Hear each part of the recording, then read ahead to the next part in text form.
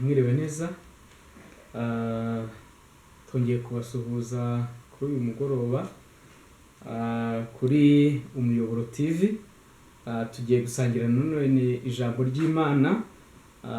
Reka dusenge. Nyagasani Imana yacu, tugushimiye ko udukunda, ukaba wongeye kuduha uyu mugoroba.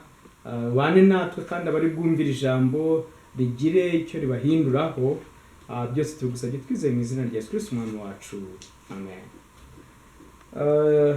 Ijambo ry'Imana turi busangire turarisanga mu gitabo cy'umuhanuzi Yesaya, igice cya 42, duhereye ku murongo wa mbere. Avuga ngo, dore umugaragu wanjye ndamiye, uwo natoranije, umutima wanjye ukamwishimira. Mushizeho umwuka wanjye, azazanira abanyamahanga gukiranuka, ntazatongana, ntazasakuza, kandi ntazumvikanisha ijwi rye mu nzira. Urubingo rusadutse ntazaruvuna, kandi n'urumuri rucumba ntazaruzimya, ahubwo azazana gukiranuka by'ukuri. Ntazacogora, ntazakuka umutima, kugeza aho azasohoreza gukiranuka mu isi, n'ibirwa bizategereza amategeko ye. Umva uko Imana Uwiteka ivuze, iyaremye ijuru ikaribamba, iyarambuye isi n'ibiyivamo, abayituramo ikabaha umwuka, kandi abayigendaho ikabaha ubugingo. Njyewe Uwiteka naguhamagariye gukiranuka, nzagufata ukuboko, nzakurinda, nguhe kuba isezerano ry'abantu, no kuba umucyo uvira abanyamahanga, no guhumura impumyi, ukabohora imbohe, ugakura ababa mu mwijima mu nzu y'imbohe. Ndi Uwiteka niryo zina ryanjye, icyubahiro cyanjye sinzagiha undi, n'ishimwe ryanjye sinzariho ibishushanyo bibajwe. Dore ibya mbere birasohoye, n'ibishya ndabibamenyesha, mbibabwire bitari byaba. Nimuririmbire Uwiteka indirimbo nshya, n'ishimwe rye uhereye ku mpera y'isi.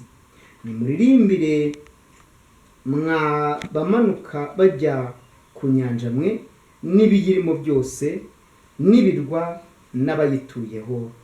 Mwakira ijambo ry'Imana. Imana yacu ishimwe kuba dufite iri jambo. Iki ni igitabo cy'umuhanuzi, umuhanuzi Yesaya, umwe mu bantu bahanuye ibintu bikomeye. Tumubara mu bahanuzi bakuru, kuko yavuze cyane ku byo gucungurwa, ku byo kuza kwa Yesu, kandi avuga n'ibijyanye n'imbabazi Imana izagirira abantu. Rero intego dufite iravuga ngo kuba intumwa nziza muri iki gihe. Uhereye ku murongo wa mbere avuga ngo, dore umugaragu wanjye ndamiye, uwo natoranije, umutima wanjye ukamwishimira. Imana kuva kera umuntu agikora icyaha yari yaratoranije ko izamucungura, kuko Imana ni urukundo. Imana izi byose, ishoboye byose. Satani nubwo yatwanga, nubwo yaduhiga, ariko dufite umucunguzi. Uyu mucunguzi Imana yari yaramuteguye kuva kera. Rero uyu mugaragu Imana irimo kuvuga ni Yesu. Rero yabihishuriye Yesaya. Yesaya nawe arabyerekana mbere yuko Yesu avukira mu isi, mbere y'imyaka 400. Rero birerekana ukuntu Yesaya nawe yabaye intumwa nziza. Ntiyatinye kuvuga iby'Imana yari yamweretse, yaremeye arabivuga, bivuga uko biri. Rero arangije aravuga ati, dore umugaragu wanjye ndamiye. Imana kuko yarabigaragaje, yaramiye Yesu, yaramufashije. N'igihe yabatizwaga umwuka w'Imana waramanutse, umujyi uravuga ngo dore nguyu umwana wanjye nkunda, mumwumvire. Rero turabibona mu ijambo ryayo, kuko ijambo ry'Imana ni ijambo rikomeye, ntirishobora kuvaho n'inyuguti n'imwe. Ngo mushizeho umwuka wanjye azazanira abanyamahanga gukiranuka. Abanyamahanga bavugwaga ni ba bandi batari muri wa muryango w'Abisirayeli ukomoka kuri Aburahamu na Isaka na Yakobo, ariko abo ngabo Yesaya nabo Imana yarabamweretse, kandi imwereka atari abo gusa, ahubwo imwereka uwo mugaragu yireherezaho isi yose. Rero nimba uri intumwa y'Imana, ugomba kuba intumwa nziza, ntugire ivangura, ntugire abo urobanura, ntugire abo utonesha ngo abandi ubwire amahirwe ubabuza, ahubwo ukaba intumwa nziza, kuko turi abakristo, turi aba Yesu. Rero aba Yesu bishimira ko ari aba Yesu iyo turirimbira indirimbo ya 16 mu ndirimbo zo mu gitabo kibanza, cyangwa se indirimbo zo gushima Imana. Ni indirimbo nziza. Aba Yesu bishimira izina rye ryiza, ribamara imibabaro, rikabatinyura. Rero Yesu ni intumwa nziza, yakoze iby'Imana yamutumye byose nk'uko byari byarahanuwe na Yesaya, maze umwuka w'Imana umubaho. Natwe turi mu cyimbo cye, turi mu rugero rwe, tugera intambwe muze. Kubera iyo mpamvu rero natwe dukwiriye kwemera umwuka wera, akatuyobora, akatugenga, maze tugakora nk'ibyo Yesu yakoze. Kuko turabona hano ibintu bikomeye Yesu yakoze, ngo ntazatongana. Intumwa nziza ntitongana, ngo ntazasakuza. Intumwa nziza ntisakuza, kuko Yesu ntiyasakuje, kandi ntazumvikanishwa ijwi rye mu nzira. Kumvikanisha ijwi mu nzira ni bwa buryo bwo kutagira ikinyabupfura, gusakuza, kudashira abantu mu muco, ahubwo abantu bavuga nawe ukayomba ugasakuza. Ntukore ibijyanye n'umuhamagaro wawe, ntukore ibijyanye n'uko uri intumwa. Nimba uri intumwa, kora ibijyanye n'iby'Imana yagutumye. Yesu rero ntabwo yigeze atongana. Kudatongana ntibivuze kureka ngo abantu bakore ibyo bashaka, oya. Ugomba kubayobora neza, ukabagira inama, ukabahana, ukabahanura, ariko ntugomba kubikora mu burakari bwawe bwite, ahubwo ugomba kubikora mu mugambi w'Imana, kuko uri intumwa y'Imana, nk'uko Yesu nawe ari intumwa y'Imana. Rero Imana ishimwe. Umurongo wa 3 uravuga ngo urubingo rusadutse ntazaruvuna. Aha urubingo rusadutse ni abantu bafite ibintu batuzuza neza, badahagaze neza mu murimo. Abo ngabo ntabwo ari abo kwirukanwa, ntabwo ari abo kwirukanwa, ahubwo ni abo kugororwa, ni abo kugirwa inama. Ndetse ngo n'urumuri rucumba ngo ntabwo azaruzimya. Hari igihe umuntu aba afite ishaka ryo gukora ikintu mu itorero, ariko ukabona ntarabimenya, cyangwa ukabona ntibiri kujyana n'uko ateye. Rero abenshi bakunze kumubwira ngo wowe ntabyo ushoboye, ngo wowe ntacyo wageza ku itorero, wowe ntacyo wageza kuri korali, wowe ntacyo wageza ku banyamasengesho. Oya, wimubwira utyo, wimufata utyo, ahubwo saba umwuka wera, saba uwaguhamagaye. Yesu yatubereye urugero rwiza, nawe mubaze mugisha inama uyu muntu nakorane nk'umuyobozi we, nakorane ubwo ndi pastori, nakorane ubwo ndi umuyobozi wa korali, ubwo ndi umuyobozi w'aba banyamasengesho, kugira ngo aba bantu impano zabo zikure.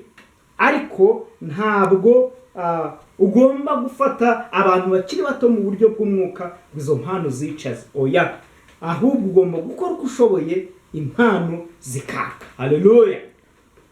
Rero bene data bavandimwe, Yesu yabaye intwari nk'uko Yesaya yabihanuye, yaravuze ngo ntazacogora. Yesu ntiyigeze acogora.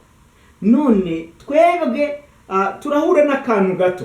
Abantu bahamagawe, intumwa zo muri iyi minsi zirahura n'utuntu duto, cyangwa se reka tuvuge n'ibinini, bakaboroga bagatabaza.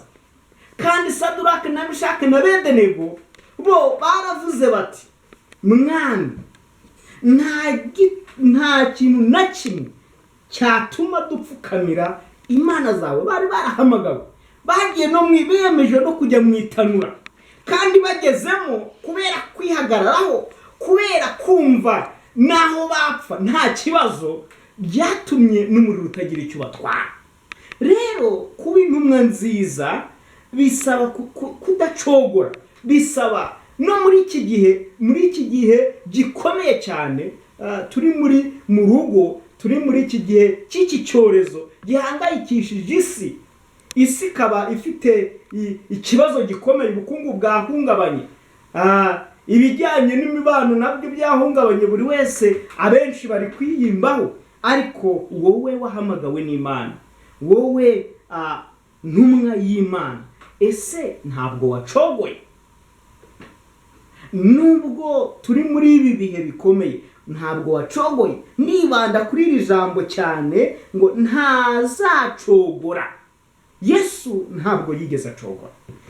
N'igihe yarageze igihe cyo kujya ku musaraba, ntiyigeze acogora. Yakomeje gukunda abantu, ndetse arangije aravuga ngo Data ubababarire kuko batazi icyo bakora.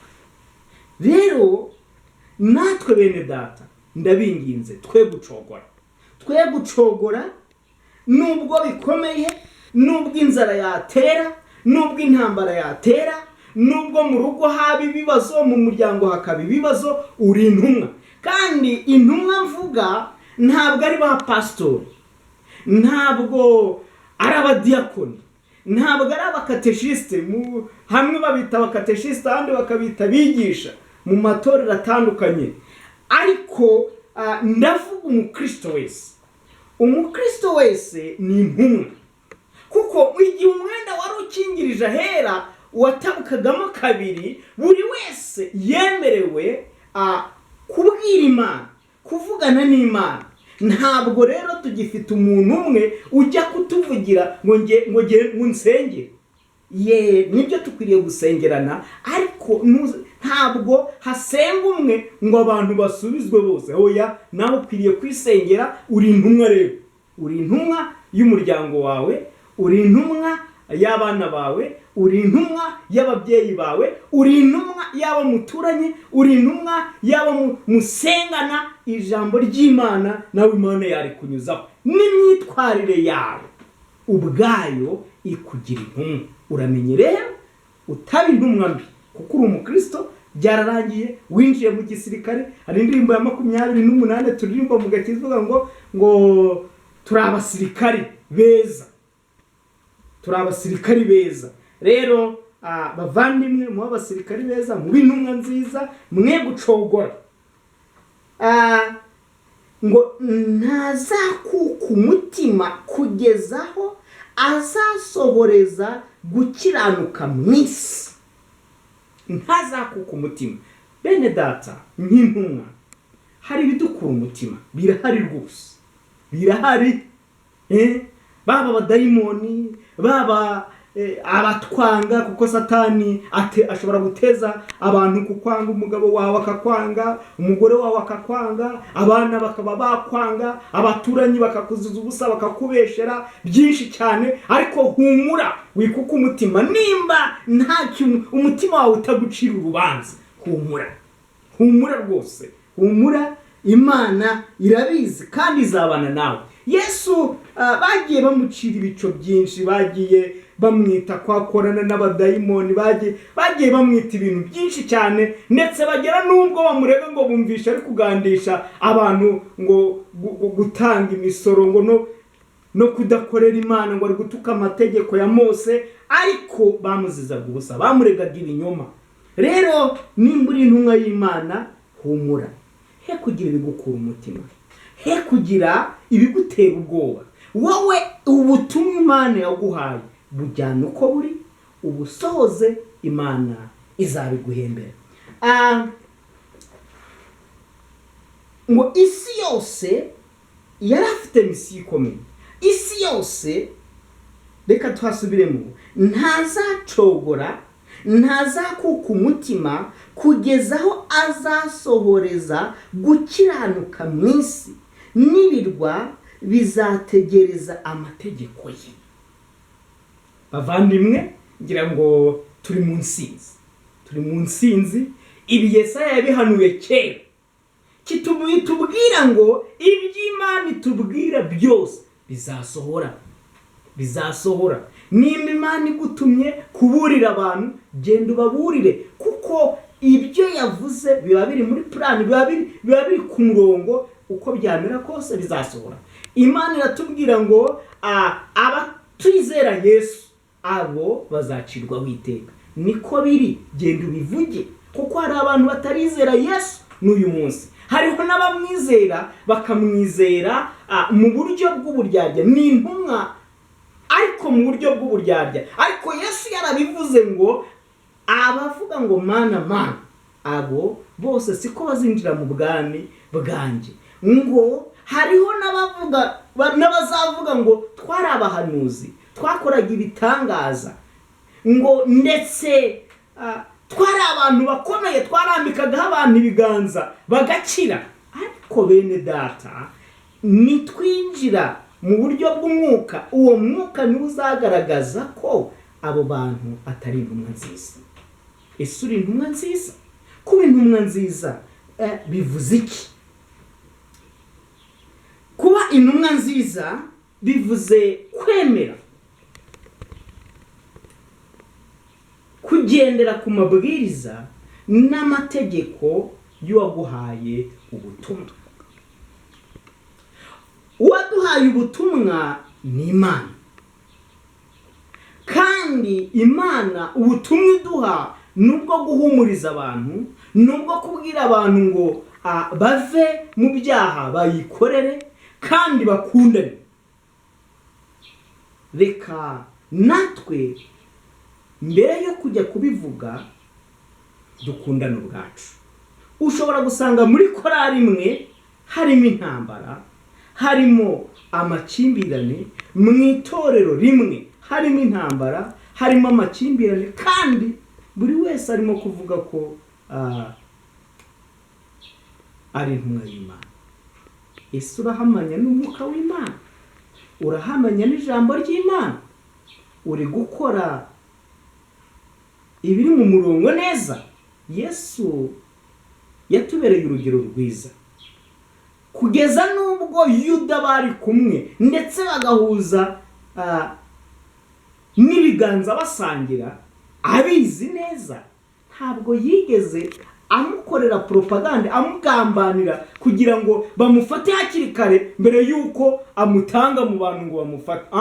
Ahubwo yaravuze ati, Mana, bibuka ushaka. Bashumba, abo muyoboye nibitwara nabi, mubahugure, mubigishe. Bayobozi b'amakorali, abo muyoboye nibitwara nabi, mubigishe, mubahugure. Wa mugabo we, abo uyoboye mu rugo, wa mugore we, we kumva ushaka kwihanira, ahubwo senga, kuko uri intumwa. Ugomba kuba intumwa nka Yesu, ugomba kuba intumwa mu cyimbo cya Yesu. Yesu yaravuze ngo turi bambasaderi. Haleluya! uri umwambasaderi kuko uri mu ishusho y'Imana. Intumwa nziza, ihangane nubwo bikomeye, witinya nubwo bikomeye, wicogora nubwo bikomeye, komeza. Bavandimwe, reka turebe muri Matayo igice cya 12 umurongo wa 18. Matayo igice cya 12. Biba byiza cyane iyo ijambo ryo mu isezerano rya kera rihujwe n'ijambo ryo mu isezerano risha. Reka turebe Matayo igice cya 12 umurongo wa 18. Igice cya 12 umurongo wa 18 haragira hati dore umugaragu wanjye nkunda natoranije, umutima wanjye ukamwishimira, nzamushiramo umwuka wanjye, azamenyesha abanyamahanga ibyo gukiranuka. Bavandimwe, Yesu yarakoze, yatumenyesheje ibyo gukiranuka. Ibyo gukiranuka turabizi, ahubwo reka tubikore, twihanganirane, dufashanye. We kuvuga ngo impano yawe ngo niyo ikaze, impano zose ziruzuzanya. Haba mu buyobozi ubwo ari bwo bwose twuzuzanye, kugira ngo Imana nitureba yishime ko turi abana b'Imana, kuko turi abana bayo, kandi kuko twemeye Yesu Kristo nk'umwami n'umukiza wacu. Rero iri jambo ni ijambo ryiza. Yesu arimo arasubira mu isezerano rya kera akabizana mu isezerano risha, kugira ngo abo yari kumwe nabo, intumwa yari kumwe nazo, zirushaho kubyumva, zirushaho kubisobanukirwa. Ariko natwe iri jambo ni iryacu uyu munsi. Haleluya! Numva Mwuka w'Imana ambwira ngo genda ube intumwa nziza, uzabihemberwa. Ese uri umuririmbyi? Ririmba neza, uzabihemberwa. Kabona nubwo muri iki gihe tutari kuririmbira mu rusengero hamwe, ariko ririmbira Imana. Ririmbira Imana mu rugo, icara wiherere usenge, uririmbira Imana. Imana izaguhemba, kuko ni impano yaguhaye wiyicaza. Ese uri umunyamasengesho? Senga, sengera igihugu, sengera itorero, abantu bahinduke, maze n'iki cyorezo Imana igihagarike. Kandi cye gupfa kugenda gusa kitatwigishije, kigire inyigisho kidusigira, inyigisho yo kubaha Imana, inyigisho yo gukunda Imana, inyigisho yo kwemera Imana. Haleluya! Imana ihimbazwe. Ngo ntazatongana, ku murongo wa 19, ntazatongana. Mureke gutongana bagabo, mureke gutongana bagore, mureke gutongana bana, mwe gusuzugura ababyeyi banyu, nibwo muzaba muri intumwe neza mu cyimbo cya Yesu Kristo. Yaradusize, reka twe kumutetereza, reka twe kumusebya ngo abatemera Yesu bavuge ngo nta murongo bafite, nta gahunda bafite. Hari igihe umuntu atuma umuntu akamutenguha. Ndabinginze mwitenguha Imana uyu mugoroba. Iri jambo rwose, we gutenguha Imana. Imana yarakurinze, Imana yakugiriye neza, yaguhaye ubwo bumenyi ufite, yaguhaye ubwo bwenge ufite, yaguhaye ibyo ufite. Rero yishimishe, intumwa nziza, intumwa nziza. Ndakwinginze, isubireho, isuzume intumwa nziza. Imana ihabwa icyubahiro. Hari abo ubu ngubu iri kureba muri aya masaha ikabatangira ubuhamya, kuko ntibigeze bacogora, ntibigeze basubira inyuma, ntibabivuyemo, baracyabirimo. Ariko hari n'ababivuyemo, abo nibo ijambo ry'Imana ryazi. Ariko nawe uhagaze neza, wirinde utagwa. Ku ijambo ry'Imana navuga ngo yewe uhagaze wirinde utagwa. Komeza, kuko Satani we icyo ashaka, arashaka kugira ngo ducogore, twe kuba mu muhamagaro, twe kuba intumwa nziza. ariko komeza uba umugabo nyamugabo. Ngo ndetse no mu nzira ntabwo uzumva ijwi rye, ntabwo uzabona ari kugenda mu muhanda agwa cyangwa ngo agende areke kunywa inzoga n'ibindi. Avuga ko atazinwa mu bantu benshi, ngo agere hirya azinwe cyangwa n'ibindi. Hari ibyo tureka gukora abantu batureba, twageraho twiherereye tukabikora. Ibyo byaha bavandimwe, ndabinginze mukore ibishimwa n'Imana. Ng'urubingo rusadutse ntazaruvuna, kandi n'urumuri rucumba ntazaruzimya, kugeza ubwo azaneshesha gukiranuka kwe, kandi izina rye abanyamahanga bazaryizigira. Uyu ni Yesu. Yesu rero ni intumwa nziza, kandi nk'uko ahora imbere ya Data, ahora iburyo bwe adusengera, arashaka ko umurimo yatangije tugukomeza, turi intumwa. Rero bavandimwe, ndabinginze Imana ikomeze amaboko yanyu, imitima yanyu, ubwenge bwanyu, mwe gucogora, mwe gutinya, mwe guhahamurwa n'ibibazo biri hanze aha. Bishobora kuba ari ibibazo by'ubukungu, bishobora kuba ari ibibazo by'imibanire, bishobora kuba bidatunganye iwawe, ariko genda usenge. Genda usenge, he kugira igituma uva mu kuba intumwa. Ukomeze wiringire Imana, maze ube intumwa nziza. Ijambo ry'Imana rigukomeze, ijambo ry'Imana riguhumurize, ijambo ry'Imana riguhindure, kandi nimba warucitse intege, wongere wibuke gutabara kw'Imana. Mwakoze, Imana ibahe umugisha.